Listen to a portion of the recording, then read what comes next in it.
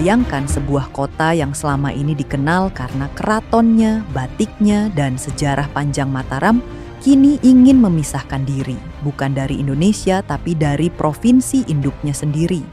Mengapa Surakarta yang selama ini tenang dan bersahaja tiba-tiba ingin jadi provinsi baru? Apakah ini bentuk emansipasi atau justru ambisi yang tersembunyi?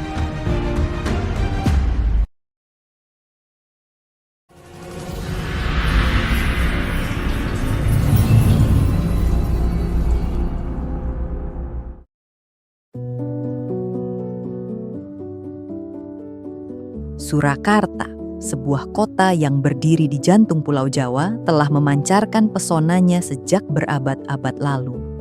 Lebih dari sekadar pusat budaya Jawa, kota ini adalah penjaga warisan kerajaan, lambang keteguhan identitas, dan sumber inspirasi bagi masa depan yang terus bergerak.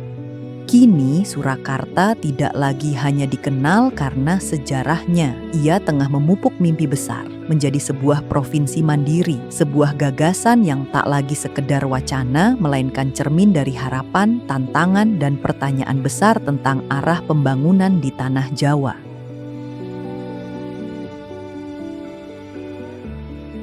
Surakarta adalah kota yang lahir dari gelombang besar sejarah Nusantara. Ia muncul sebagai bagian dari perpecahan Kesultanan Mataram, tepat setelah ditandatanganinya Perjanjian Giyanti pada tahun 1755 Masehi. Perjanjian ini membelah kekuasaan kerajaan menjadi dua poros utama, Surakarta dan Yogyakarta.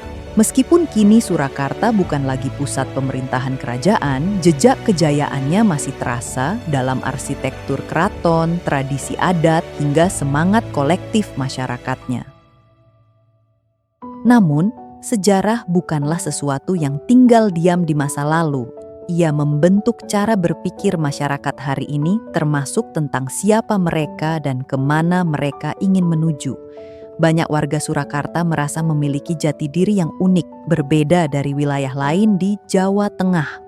Dari sinilah muncul keinginan untuk menentukan arah pembangunan sendiri tanpa selalu bergantung pada keputusan yang datang dari ibu kota provinsi di Semarang. Identitas ini bukan muncul tiba-tiba. Ia tumbuh dari akumulasi panjang pengalaman dari kerajaan, penjajahan, hingga pergolakan sosial. Bahkan campur tangan kolonial Belanda meninggalkan bekas yang dalam. Strategi politik adu domba yang mereka terapkan tidak hanya memecah kekuasaan, tetapi juga membentuk kesadaran masyarakat akan perbedaan. Dalam konteks kekinian, perasaan terpisah itu justru membangkitkan semangat otonomi, bukan untuk memisahkan diri, tetapi untuk mengambil kembali kendali atas arah dan nasib mereka sendiri.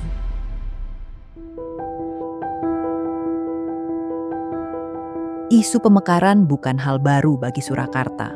Dari waktu ke waktu, wacana ini terus muncul ke permukaan, terutama ketika ketimpangan pembangunan mulai terasa.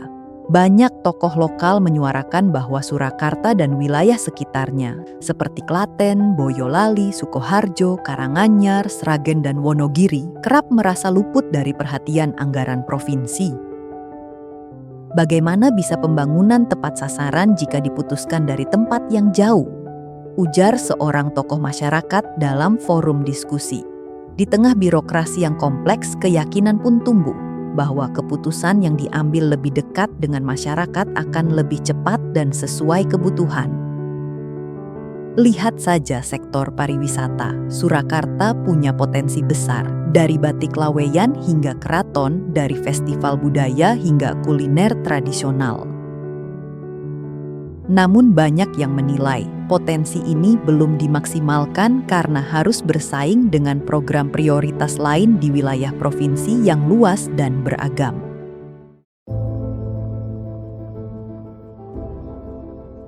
Namun, membentuk provinsi baru bukan perkara sederhana. Ia tak bisa dilakukan hanya karena ada niat dan semangat. Berdasarkan Undang-Undang Nomor 23 Tahun 2014, pemekaran wilayah harus memenuhi syarat administratif, teknis, dan politis. Dari sisi administratif, dibutuhkan minimal 5 kabupaten atau kota yang siap bergabung dalam satu entitas baru. Surakarta tak bisa berdiri sendiri, ia harus menggandeng daerah lain dan belum tentu semua sepakat. Kalaupun dukungan politik sudah ada, prosesnya tetap panjang. Mulai dari kajian oleh Kementerian Dalam Negeri, persetujuan DPRD, hingga lampu hijau dari Presiden. Di sisi lain, tantangan politik tak bisa diabaikan. Pemekaran wilayah bisa memunculkan tarik-menarik kepentingan di antara elite lokal. Bahkan, ada kekhawatiran bahwa ketimpangan baru akan muncul menggantikan ketimpangan lama.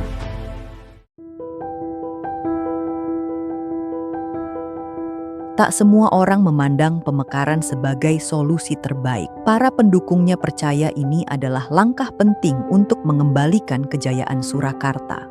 Mereka berharap kebijakan yang lahir dari daerah akan lebih peka terhadap kebutuhan lokal, menciptakan lapangan kerja baru, dan mendorong pertumbuhan ekonomi. Namun, suara yang ragu-ragu juga samar terdengar. Pemerintah Provinsi Jawa Tengah tentu tidak akan mudah melepaskan wilayah yang punya kontribusi besar. Ada pula kekhawatiran dari masyarakat, apakah biaya hidup akan meningkat, apakah birokrasi akan semakin rumit? Bagi sebagian warga, pertanyaan yang lebih besar adalah, apakah ini benar-benar demi kemajuan bersama atau ada kepentingan politik yang tersembunyi di balik wacana ini?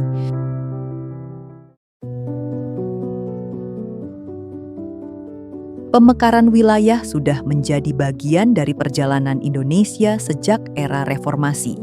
Sebagian berhasil tumbuh menjadi daerah yang lebih maju, sementara yang lain masih berjuang mengejar ketertinggalan. Salah satu contoh sukses adalah Provinsi Gorontalo. Sejak berdiri, wilayah ini mencatat kemajuan dalam pendidikan, layanan kesehatan, dan infrastruktur.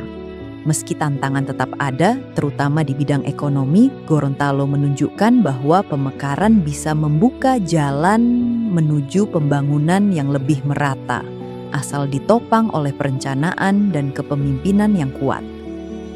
Sebaliknya, Kalimantan Utara menggambarkan sisi lain dari pemekaran. Ketergantungan yang tinggi pada dana pusat, keterbatasan tenaga ahli, dan lambatnya pembangunan membuat provinsi ini belum sepenuhnya mandiri.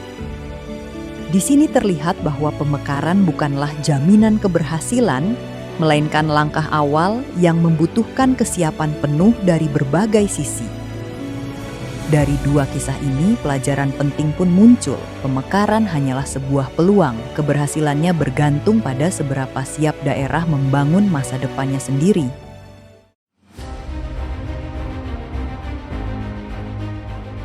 Jika akhirnya pemekaran disetujui, Surakarta harus bersiap menghadapi fase transisi yang panjang. Setidaknya butuh waktu 3 hingga 5 tahun untuk menyusun ulang struktur pemerintahan, membentuk birokrasi baru, dan menetapkan skema anggaran yang stabil.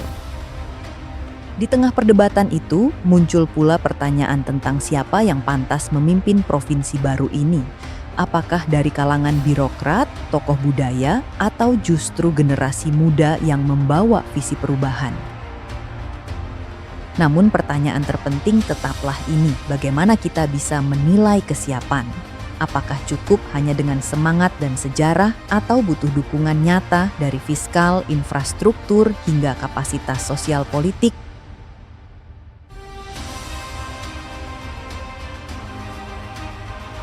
Surakarta bukan sekadar kota sejarah, ia adalah identitas yang hidup yang berkembang bersama waktu. Namun untuk menjadi provinsi baru tak cukup hanya dengan kebanggaan masa lalu. Dibutuhkan arah yang jelas, rencana yang matang, dan kerja kolektif lintas generasi. Apakah Surakarta siap mengambil lompatan sejarah ini, ataukah tetap bersinar dalam pelukan Jawa Tengah?